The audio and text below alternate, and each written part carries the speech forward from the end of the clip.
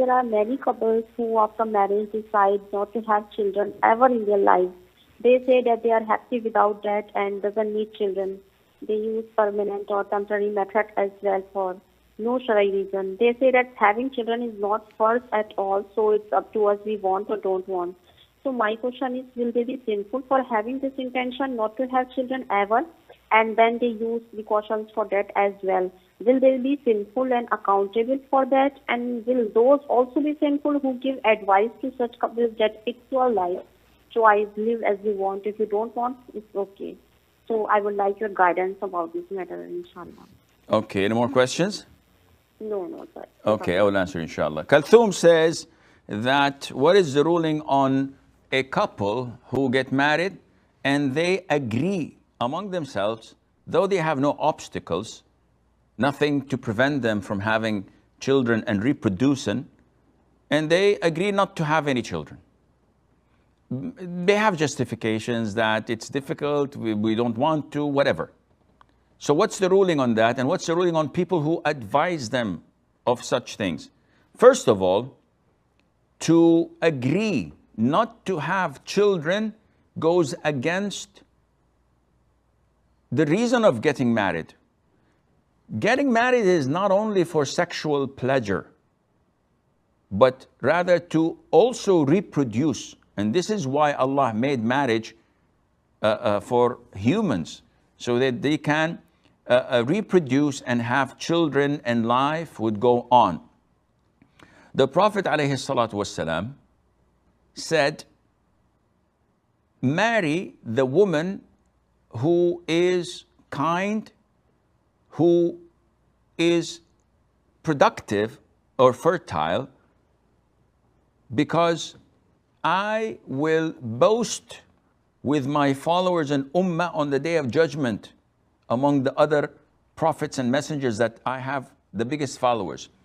So the Prophet is telling us to marry a woman that can give birth to children and she's fertile. One would say, how would I know, Sheikh? Take her for a test drive? Ha ha ha. No, this is not what is meant. The scholars say that you know if a woman is most likely to be fertile by her sisters, by her family.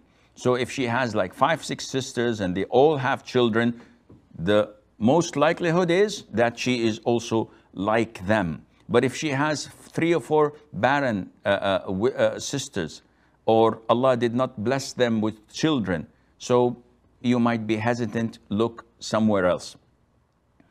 And also the Prophet ﷺ was approached by one of his companions, and his companion said to him, O Prophet of Allah, I want to marry a woman, but she does not give, she cannot conceive.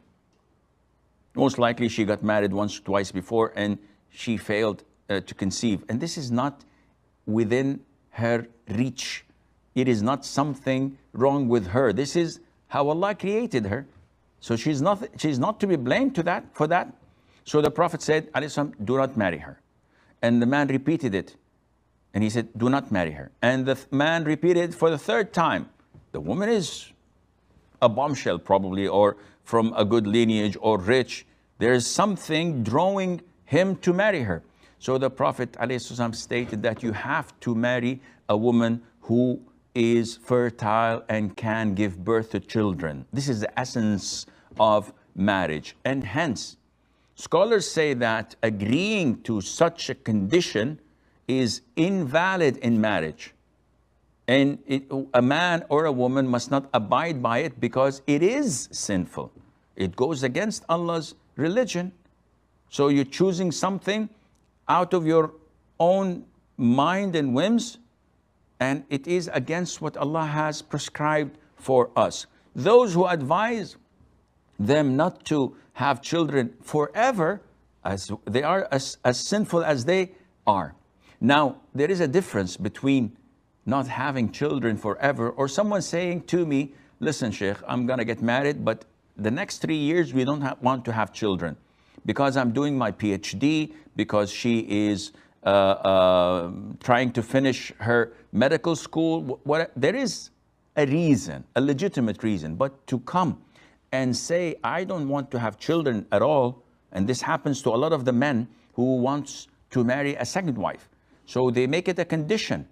I have from my first wife children, but for the second wife, I said, listen, I'll marry you on the condition that you don't bear children. This is haram. And this condition is void. And hence, that is sinful